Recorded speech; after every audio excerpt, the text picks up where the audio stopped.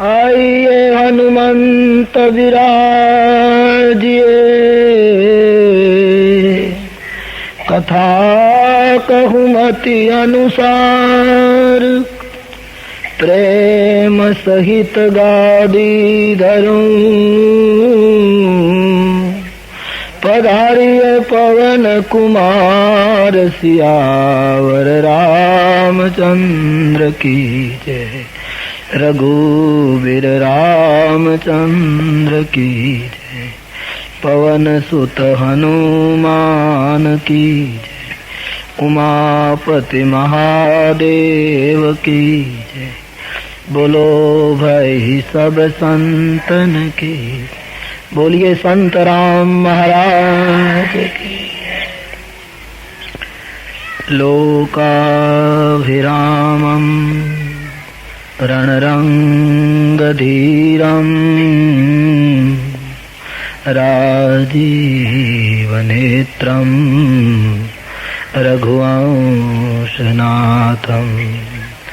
कारुण्यरूपम् करुणाकरन्तम्, श्रीरामचन्द्रम् शरणं प्रपद्ये।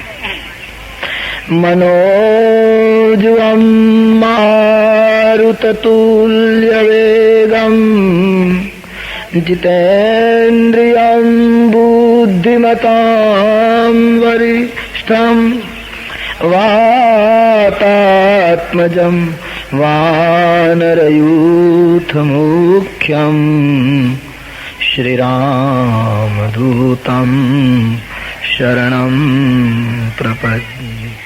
बोलो रामचंद्र भगवान की जय, श्री बालकृष्ण लाल की जय, सद्गुरुदेव की जय। ओ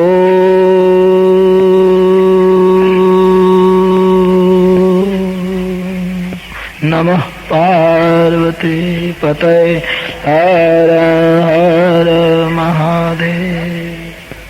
श्री राम जय जय राम।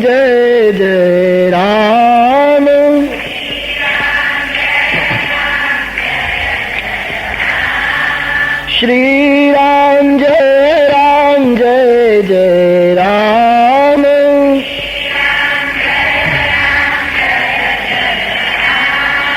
श्री राम जय जय राम।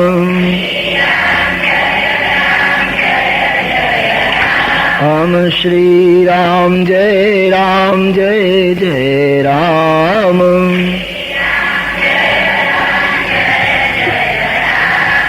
श्री राम जय जय राम।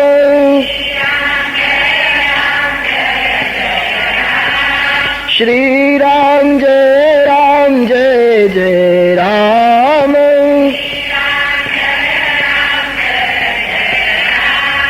श्री राम जय जय राम। हम श्री राम जय जय राम। हम श्री राम जय जय राम। श्री राम जय जय राम।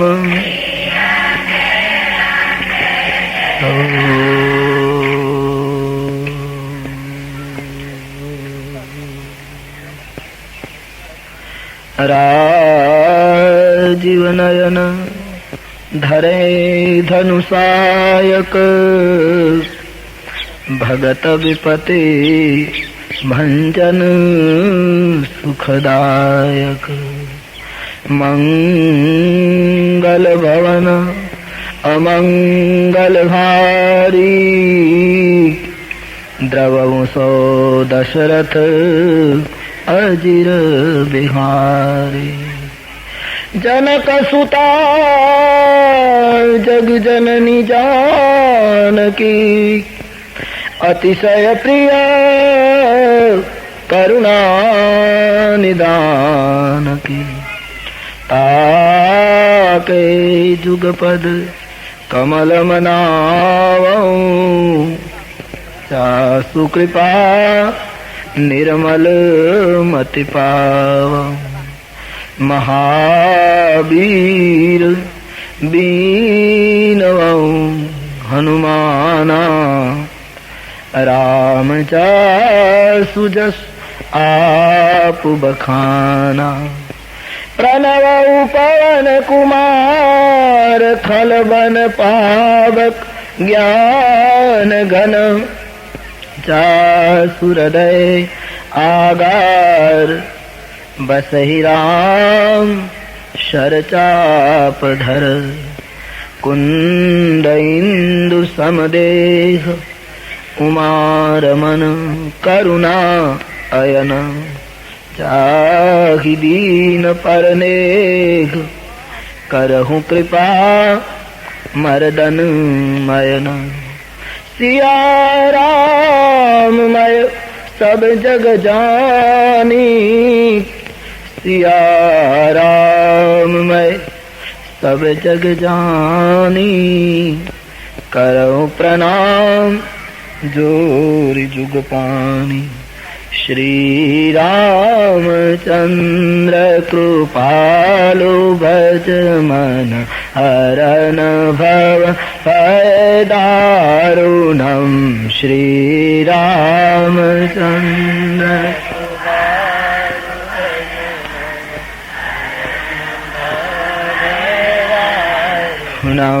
नव कंज लोचन कंज मुख कर कंज पद कंजारुणम नव कंज लोचन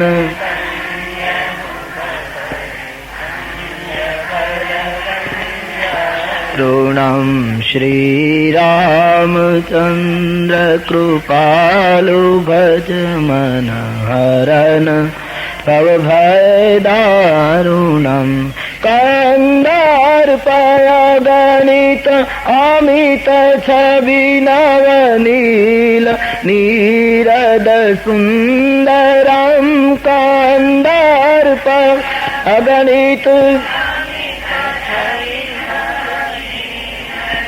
नीरद सुंदरम पट पीतमानहु तड़ित रुचि सुचि नौमि जनक सुतावरम पट पीतमा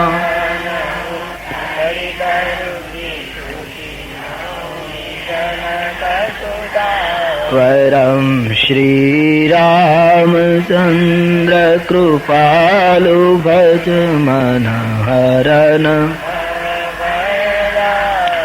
नम शिर मुकुट कुंडल तिलक चारुदार अंग विभूषणम शिर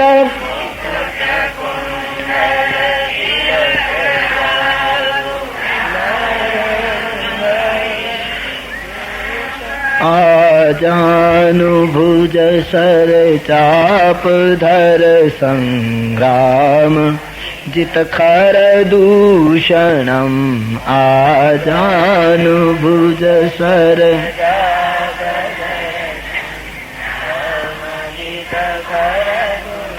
क्षणं श्री रामचंद्र कृपालु भज मन ऋणं भज दीन बंधु दीने सदा नवदैत्य वंशनिकन्दनं भज दीन बंधु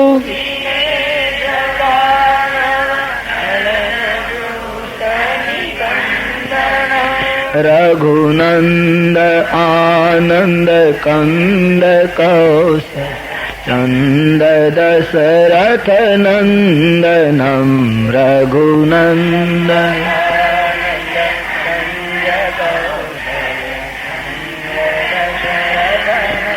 नम श्रीरामचन्द्र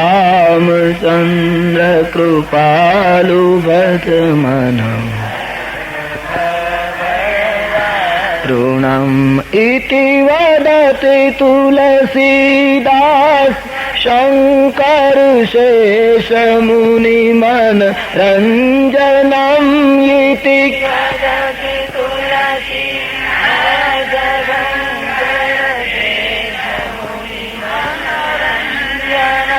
मम हृदय कंज निवास कुरु कामादि खलदल गंजनम मम हृदय कंज निवास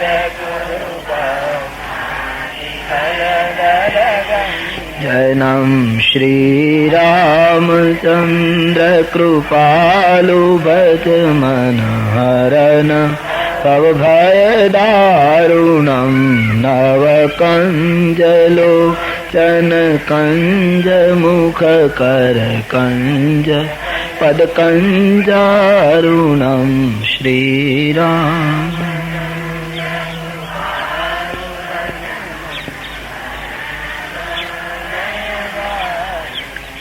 श्रीराम राम रघुनंदन राम राम श्री राम राम भरताग्रज राम राम श्री राम राम रणकर्कश राम राम श्री राम राम शरणं भव राम राम श्री रामचन्द्र चरणों मनसा स्मरामि श्री रामचन्द्र चरणों वचसा गृह्णामि श्री रामचन्द्र चरणों शिरसा नमामि श्री रामचन्द्र चरणों शरणं प्रपद्ये। परमात्माની કૃપાથી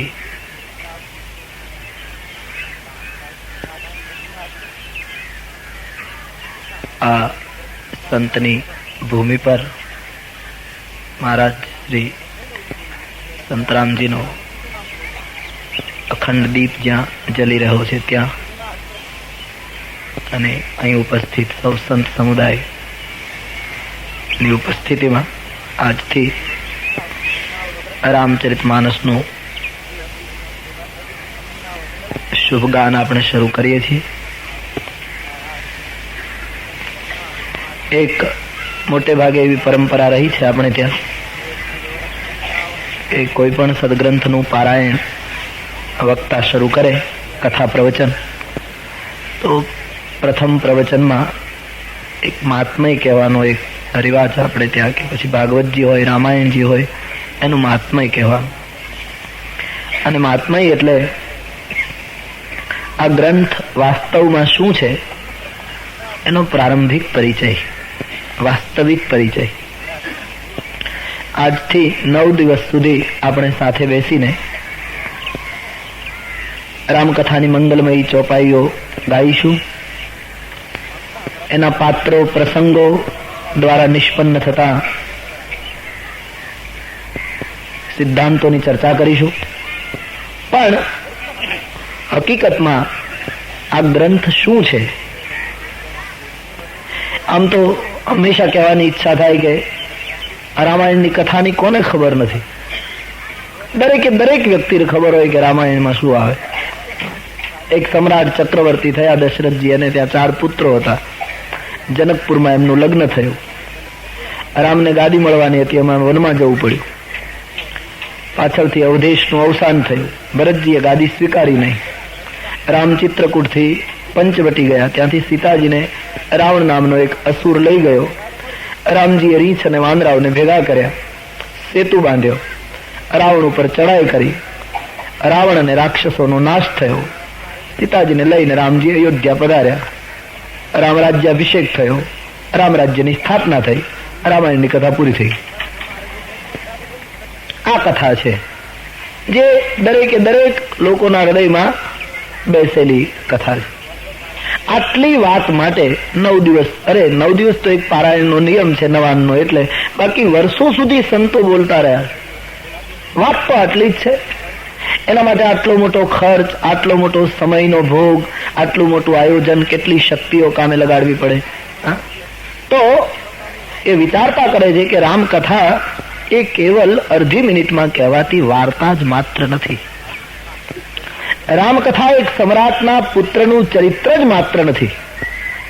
રામકથા એ રામ રાવણનું યુદ્ધ જ માત્ર નથી. એ બધું પ્રાચીન તથ્ય હોવા છતાં એની સાથોસાથ રામકથા એ કંઈક જુદી જ વાત આપણી આગળ મૂકે છે. એક વાક્યમાં કહેવું હોય તો એમ કહી શકાય કે આ કથા એટલે પ્રાચીન કથા છે.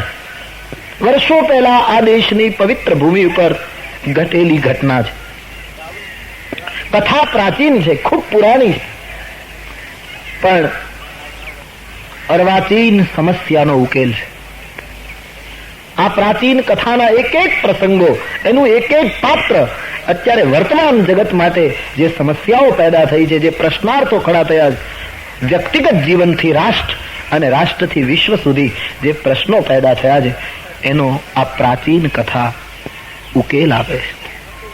એટલું જ નહીં, રામાયણના ઉપાસકોને એમ લાગે છે કે આ કથા ભવિષ્યની માનવ જાત માટે એક પ્રેરણા પ્રદાન કરે છે. એટલે કેવલ કથા નથી. હું તમને એક જ વાત કહીશ કે કેવલ એક રાજકુમારનું ચરિત્ર હોત તો માની લો કે અમે તો કદાચ એનું ગાન કરતે. તુલસીદાસજીને રામ પ્રિય હતા તો રામ તુલસી પણ એનું ગાન કરી ગયા. પણ ચંદ્રશેખર ભગવાન, ચંદ્રમૌલેશ્વર શિવ કોઈ દિવસ આ કથાનું ગાન ન કરે. યાજ્ઞવલ્ક જેવા મહાપુરુષ આ કથાનું ગાન ન કરે. જો કેવલ વાર્તા હોત તો. રામકથા અમારે અયોધ્યાના મહાત્માઓ એવી એક કહેવત કહે છે. એ રામકથાને એમણે 3 ભાગમાં વહેંચી છે. બાલકાંડનો આરંભ, અયોધ્યાકાંડનો અથવા તો રામાયણનો મધ્ય, અયોધ્યાકાંડનો અંત અને ઉત્તરકાંડનો અંત. એમ કહે છે સંતો કે બાલકાંડનો આરંભ, અયોધ્યાનો મધ્ય અને ઉત્તરનો અંત, અને બરાબર સમજે, આત્મસાત કરે એ પૂરો સંત. આવી એક કહેવત છે. રામાયણના મહાપુરુષોને રામાયણના ચિંતન સ્મરણ પછી એમ લાગ્યું છે કે રામાયણનો બાલકાંડ, રામાયણનો અયોધ્યાકાંડ યાની મધ્ય ભાગ અને રામાયણનો ઉત્તરકાંડ યાની સમાપ્તિનો ભાગ, આ 3 વસ્તુ સમગ્ર જગતને 3 વસ્તુ આપે છે. પ્રમાણ આપીને કહી શકાય કે રામાયણનો પ્રારંભ માનવ માત્રને શિક્ષા આપે છે. પ્રારંભમાં સતીનું ચરિત્ર આવે છે. જ્યારે કથા આપણે શરૂ કરીશું ત્યારે લઈશું. ભગવાન શિવજીના પત્ની દક્ષપુત્રી સતી, એને શિક્ષા મળી છે. રામાયણનો આરંભ માનવીને શિક્ષા આપે છે. પણ રામાયણ કેવલ શિક્ષાથી અટકતું નથી. મોટે ભાગે અમુક માણસો અવારનવાર એમ કહેતા રહેતા હતા કે રામાયણ લોક શિક્ષણનું કામ કરે છે. શિક્ષા જરૂર આપે છે એની ના નહીં, પણ કેવલ રામાયણે શિક્ષાથી વાત અટકાવી નથી. રામાયણનો પ્રારંભ શિક્ષા પ્રદાન કરે છે અને રામાયણનો મધ્ય માનવીને દીક્ષા પ્રદાન કરે.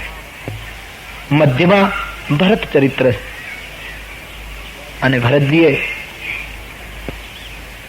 એક અદ્ભુત દીક્ષા સમાજને જીવી બતાવી. સિય રામ પ્રેમ પિયુષ પૂરન હોત જન મન ભારત કો મુનિ મન અગમ યમ નિયમ સમ દમ વિષમ વ્રત આચરત કો સિય રામ પ્રેમ પિયુષ પૂરન હોત जन मन भारत को दुखदाह दारिद दंभ दूषण सुयस मिस अपहारत को कलिकाल तुलसी से शठन हठि राम सन्मुख करत को सिय राम प्रेम પિયુષ પૂરન. રામાયણનો મધ્ય ભાગ માનવીના અંતઃકરણને દીક્ષિત કરે છે. રામાયણનો પ્રારંભ માનવ સમાજને શિક્ષા આપે છે, મધ્ય દીક્ષા આપે છે, અને રામાયણનો અંત પ્રેમની ભિક્ષા આપે છે. 3 ભાગમાં રામાયણને વહેંચી શકાય. પ્રારંભ શિક્ષા, મધ્ય દીક્ષા, અંત ભિક્ષા. રામાયણનો ઉત્તરકાંડ બરાબર ધ્યાનથી આપ વાંચશો, એનું સ્મરણ કરશો તો ખ્યાલ આવશે. યોગીઓ, સનકાદિકો, ભગવાન શિવ બધા જ એક વસ્તુની ભિક્ષા ઉત્તરકાંડમાં માંગે છે. બાર બાર બર માંગહું હર્ષિ દેહુ શ્રી રંગ પદ સરોજ અનપાયની ભક્તિ સદા સત્સંગ.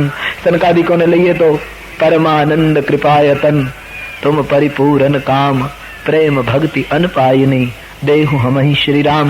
સ્વયં ગોસ્વામીજીને લઈએ તો કામિહી નારી પિયારી જીમી લોભી પ્રિય જીમી દામ તેમી રઘુનાથ નિરંતર પ્રિય લાગહું. પ્રેમની ભિક્ષા આપે.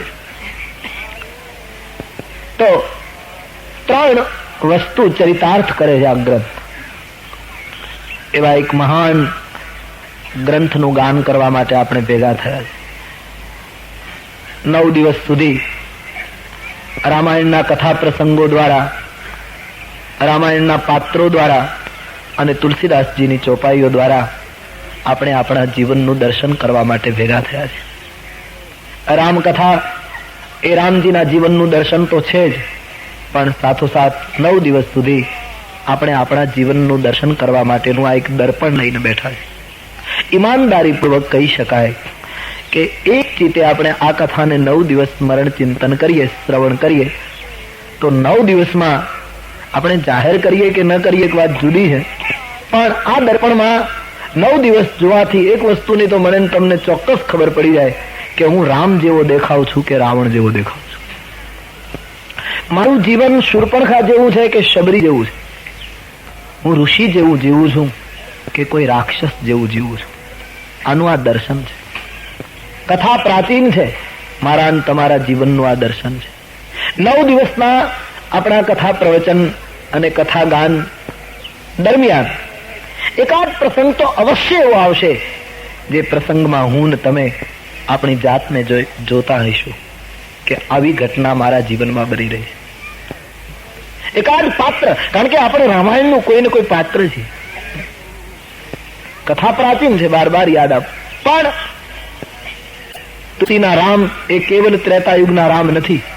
તુલસીના હનુમાન એ કેવલ ત્રેતાયુગના હનુમાન નથી.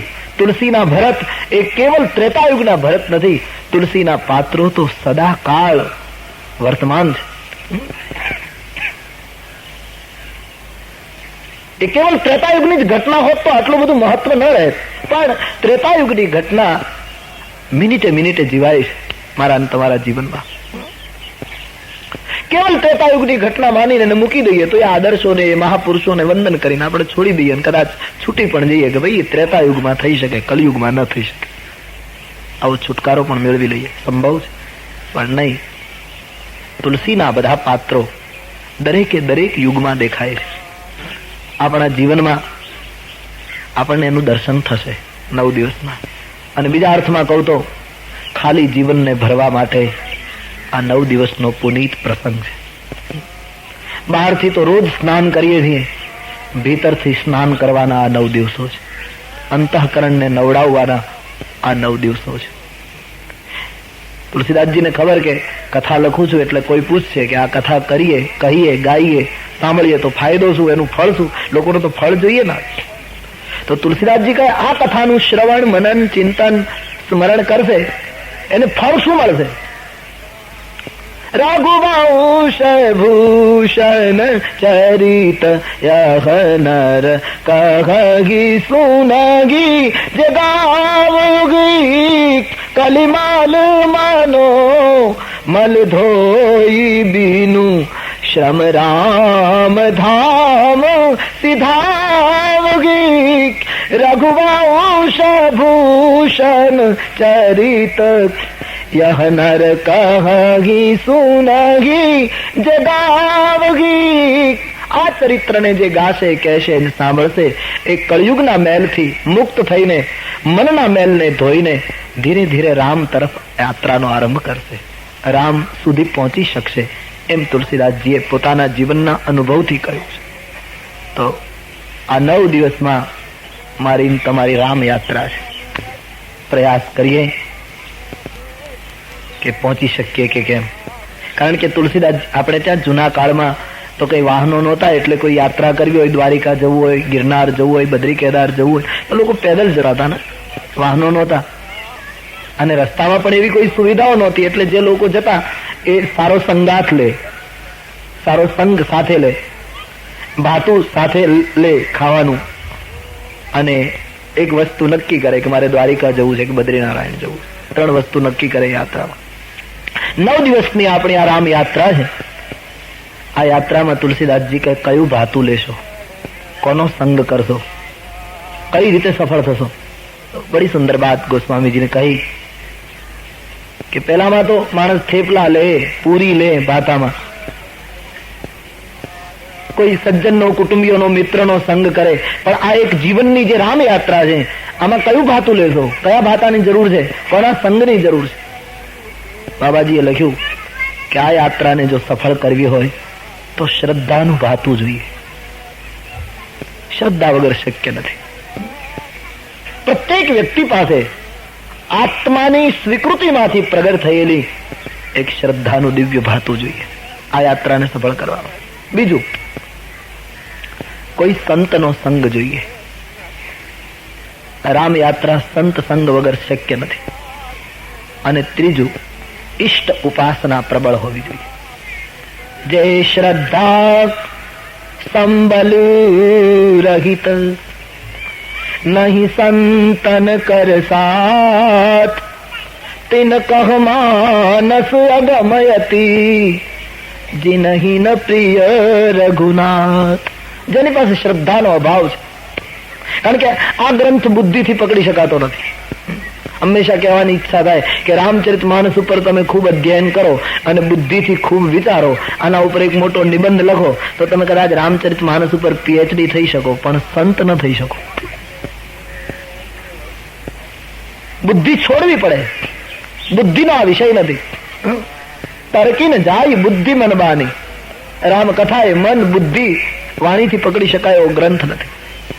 ત્યાં તો હૃદય લગાડવું પડે, અંતઃકરણ મૂકવું પડે. તો શ્રદ્ધા જોઈશે, કોઈ સંતનો સંગ જોઈશે, અને ઇષ્ટ પ્રેમ પ્રબળ હોવો જોઈએ. ઇષ્ટ ઉપાસના મજબૂત હોવી જોઈએ. તો આ ગ્રંથની યાત્રા આપણે બરાબર સફળતાપૂર્વક કરી શકીએ. કેવલ બુદ્ધિથી આ ગ્રંથ નહીં સમજાય. સતી બુદ્ધિ અને અહમનો પ્રયોગ કરવા ગયા તો નિષ્ફળ ગયા. જેમ મંદિરમાં જઈએ અને બૂટ બહાર રાખવા પડે, અંદર ન લઈ જવાય, એમ રામ દરબારમાં જઈએ ત્યારે મારે તમારે 9 દિવસ સુધી આ 2 બૂટ બહાર રાખવાના, એક બુદ્ધિનો અને બીજો અહંકારનો. આ 2 બૂટ બહાર ઉતારીશું તો જ સમજાશે. બુદ્ધિ અને અહમ 2 વસ્તુ હશે તો આ ગ્રંથ ન તો બોલનાર સમજી શકે, ન તો સાંભળનાર સમજી શકે. આ ગ્રંથ તો સ્વાંત સુખાય, તુલસી રઘુનાથ ગાથા, ભાષા નિબંધ મતિ મંજ. અને એ દ્રષ્ટિ લઈને જો બેસીશું તો આમાં શું નથી. આ રામાયણની કથા અમે કહીએ છીએ એટલે રામાયણના વખાણ કરવા નથી કહેતો. એ તો પ્રત્યેક વ્યક્તિ અનુભવી શકે છે. એક એક જીવનની વસ્તુ આમાં મૂકી છે. આપણે ત્યાં બહુ જૂની વાર્તા છે, તમે સાંભળી છે. રેલવે સ્ટેશનમાં એક 60 વર્ષના વયોવૃદ્ધ દાદા બેઠા બેઠા રામચરિતમાનસનો પાઠ કરતા હતા. હજુ ટ્રેન આવી નહોતી, તો બેઠા બેઠા રામાયણજીનો પાઠ કરે, ચોપાઈઓ સ્વાધ્યાય કરતા. એને એમ કે ટ્રેન આવે ત્યાં સુધી રામાયણજીનો પાઠ કરું. તો એક નવ દંપતી ઉભા હતા, પતિ પત્ની ભણેલા હતા, એટલે એમણે પેલા દાદાની મશ્કરી કરી, દાદા શું વાંચો છો? બોલે રામાયણ. કહ્યું આ તમે લોકોએ વર્ષોથી રામાયણ પકડ્યું છે, મુખ છોડતા જ નથી, હવે કેટલા નવા નવા ગ્રંથો રચાયા, કેટલી નવલકથાઓ, કેટલા નવા નવા કાવ્ય સંગ્રહો, અને તમે આ એકનું એક રામચરિત માનસ 400 વર્ષ પહેલાનું પકડ્યું, બસ ગાયા જ કરો છો, આમાં છે શું? એવું પેલા દાદાને પૂછ્યું. દાદાએ બહુ સરસ જવાબ આપ્યો કે ભાઈ હું કઈ રામાયણનો વિદ્વાન નથી કે આમાં શું છે એ સાબિત કરી શકું. મને ગમે છે એટલે હું વાંચું છું, આમાં શું છે હું સાબિત નહીં કરી શકું. પણ યુવાનને કહ્યું તું ભણેલો છે એટલે તું એટલું સાબિત કરી દે કે આમાં શું નથી. એટલે કહ્યું એ તો તમને રામાયણ ઉપર પ્રેમ છે એટલે તમે દલીલ કરો છો, બાકી શું આમાં બધું જ છે? પેલા વડીલે કહ્યું કે મારી શ્રદ્ધા છે, આમાં બધું જ છે.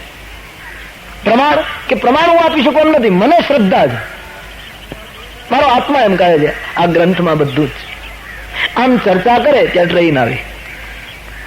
હવે એ ટ્રેન ત્યાં કરીબ 2-3 મિનિટ રોકાવાનો એનો સમય, એટલે બધા ઉતાવળમાં દોડીને ટ્રેનમાં ચડ્યા. એટલે દાદા પણ ચડ્યા, યુવાન પણ. દાદાને જગ્યા મળી ગઈ, બેસી ગયા, ટ્રેન ઉપડી, ગાડી એની સ્પીડ પકડી અને પેલા દાદા પાછું રામાયણ કાઢીને વાંચવા માંડ્યા. એમાં પેલો યુવાન જે રામાયણજીની ટીકા કરતો હતો એને બૂમ પાડી, ગાડી રોકો. એ બધાને આશ્ચર્ય થયું, શું થયું? ત્યાં તો એમણે ચેઇન ખેંચીને ટ્રેનને રોકી રાખી. બધાએ પૂછ્યું શું થયું? એ બોલે ઉતાવળમાં હું ચડી ગયો અને મારા પત્ની રહી ગયા. પેલા દાદાએ સાંભળ્યું, બોલે શું થયું ભાઈ? કહ્યું દાદા આપણે ચર્ચા કરતા હતા ને એમાં ટ્રેન આવીને દોડાદોડીમાં હું ચડી ગયો અને મારા પત્ની રહી ગયા. બોલે દીકરા ખોટું ના લાગે તો એક વાત કહું યુવાન, શું કે તે રામાયણ વાંચ્યું હોત કે સાંભળ્યું હોત ને તો તું આ ભૂલ તો ન જ કરે. બોલે આનો ખુલાસો રામાયણમાં છે કે હા રામાયણમાં લખ્યું છે કોઈ વાહનમાં બેસવું હોય તો પહેલા પત્નીને બેસાડાય અને પછી પોતાએ બેસાય, એવું રામાયણમાં લખ્યું છે. તે જો સાંભળ્યું હોત ના તો આ પત્ની રહી ગઈ અને તું અંદર ચડી ગયો, આ ઘટના ન બનત. બોલે એવું ક્યાં લખ્યું છે? કહ્યું રામાયણમાં નૌકામાં બેસવાનો પ્રસંગ આવ્યો ત્યારે પ્રિયા ચઢાઈ ચઢે રઘુરાઈ. નૌકામાં બેસવાનો પ્રસંગ આવ્યો છે ત્યારે સૌ પ્રથમ શ્રી સીતાજીને બેસાડ્યા, પછી રામજી બેઠા છે. તે એક વખત ક્યાંક કથાય કેવલ સાંભળી હોત તો તું આ ભૂલ ન કરે. રામકથામાં શું નથી? એક વસ્તુ ચોક્કસ કહું કે મારું ને તમારું જે આયુષ્ય છે વર્તમાન જગતમાં 50, 70, 75 કે 100 વર્ષનું, એ 100 વર્ષનું જીવન જીવવા માટે જેટલો સામાન માણસને જોઈએ એ દરેક સામાન રામકથા પૂરો પાડે. એ નિર્વિવાદ વાત છે, જેને જીવવું હોય એને.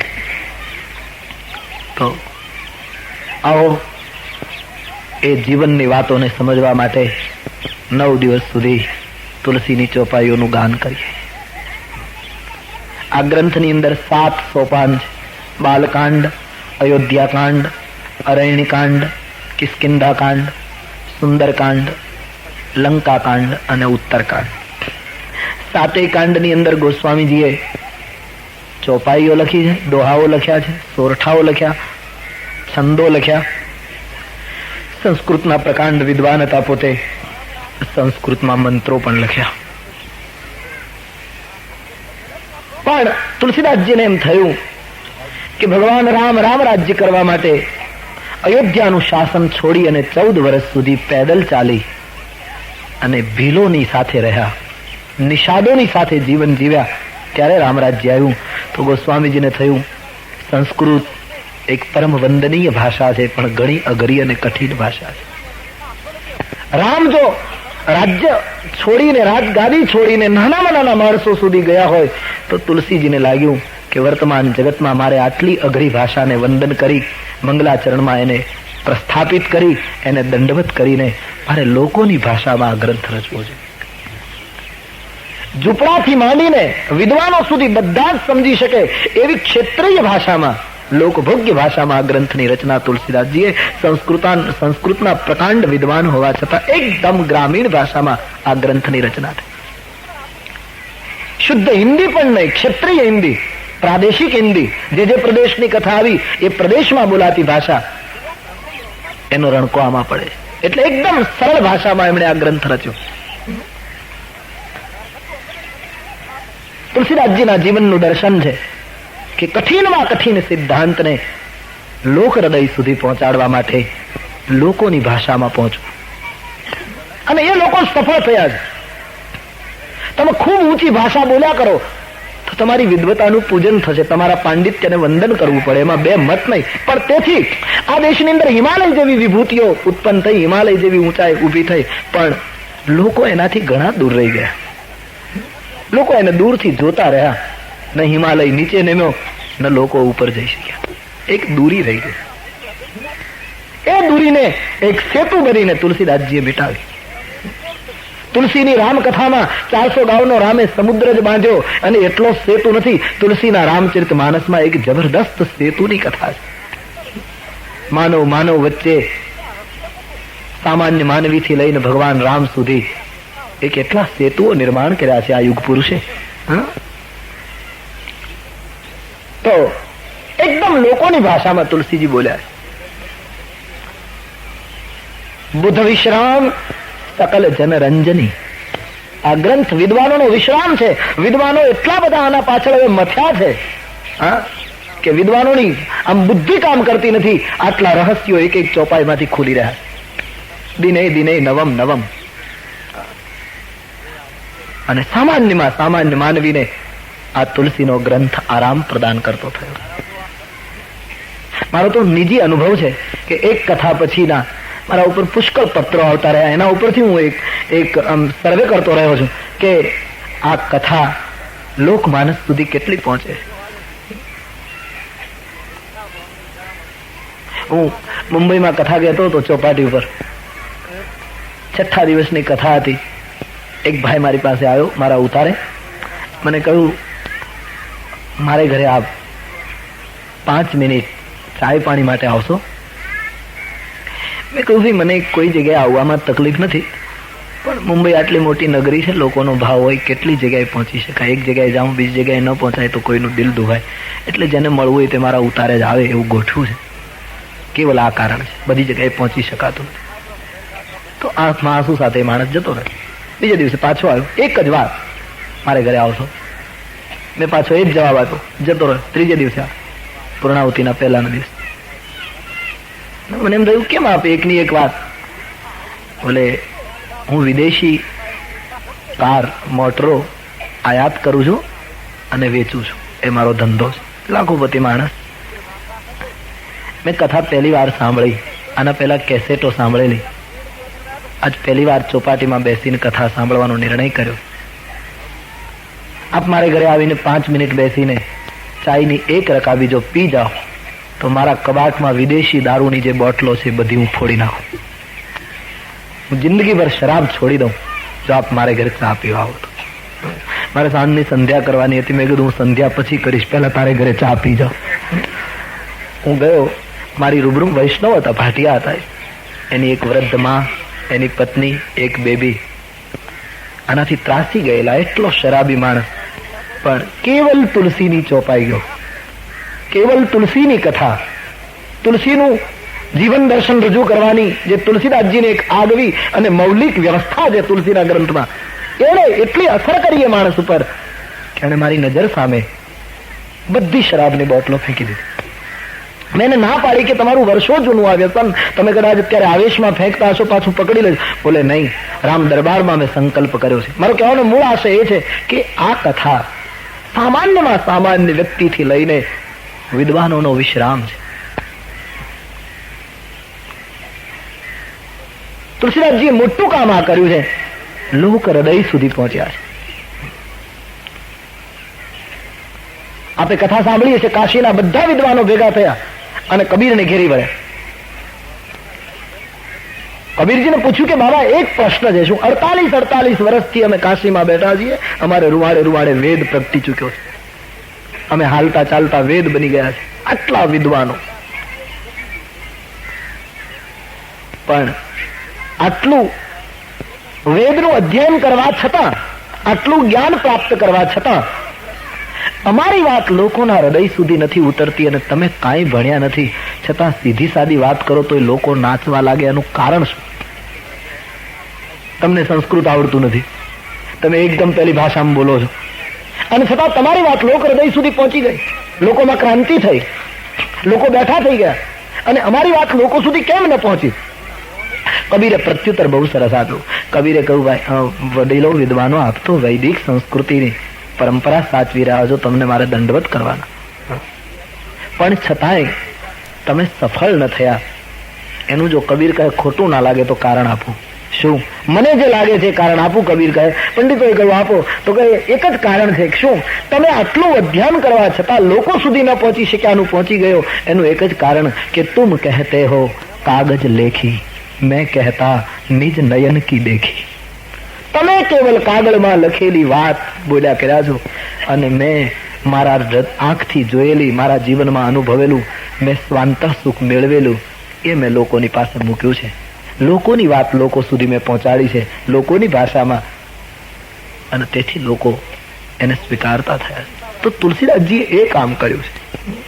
એકદમ સાદી સીધી ભાષા. એટલું જ નહીં, જ્યાં શ વાપરવો જોઈએ ત્યાં બધી જગ્યાએ સ જ વાપર્યો.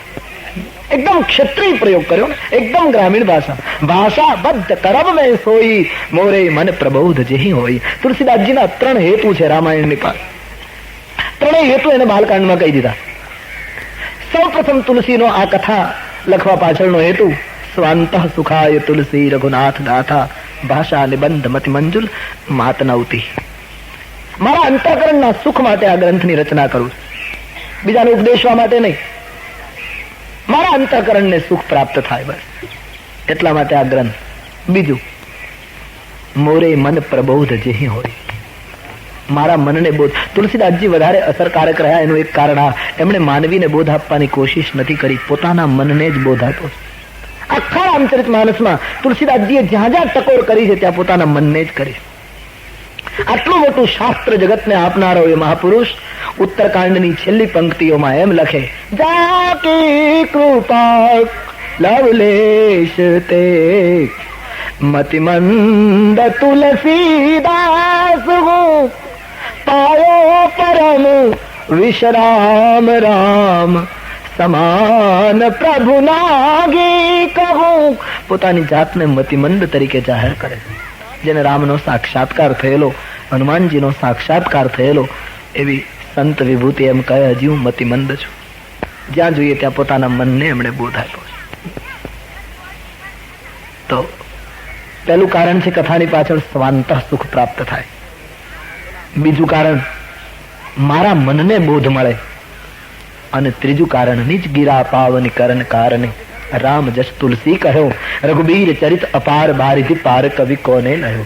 મારી વાણીને મમત્વેતા વાણી ગુણ કથન પૂર્ણ, મારી વાણીને દિવ્ય કરવા માટે, મારી વાણીને પવિત્ર કરવા માટે આ કથાનું દાન કરી રહ્યો છું. એમ તુલસીદાસજીએ 3 સિદ્ધાંતો મૂક્યા છે.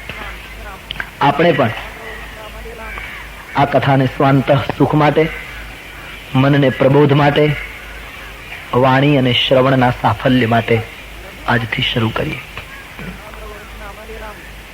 દરેક વ્યક્તિમાં પડેલો રામ બેઠો થાય, રામ ખુલે, એટલા માટે આ કથા છે. 9 દિવસ સુધી રામાયણનું ગાન અહીંયા આપણે કરીશું. તુલસીદાસજી એક મોટું કામ એ કર્યું કે આ કથા, જો કે આપણે ત્યાં રામાયણ શબ્દ પ્રચલિત છે એટલે એ શબ્દ વાપરું છું. જેમ એક માન સરોવર હિમાલયમાં, તુલસીદાસજી એક બીજું માન સરોવર ઉભું કર્યું. ફરક એટલો, હિમાલયમાં રહેલું માન સરોવર સ્થિર છે, તુલસીદાસજીનું આ માન સરોવર હાલતું ચાલતું છે.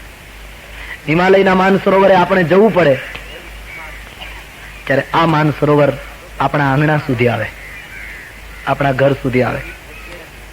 હિમાલયના માન સરોવરમાં શુદ્ધ પાણી ભર્યું છે, જળ ભર્યું છે. તુલસીના માન સરોવરમાં એક સિદ્ધ સંતની વાણી ભરી છે.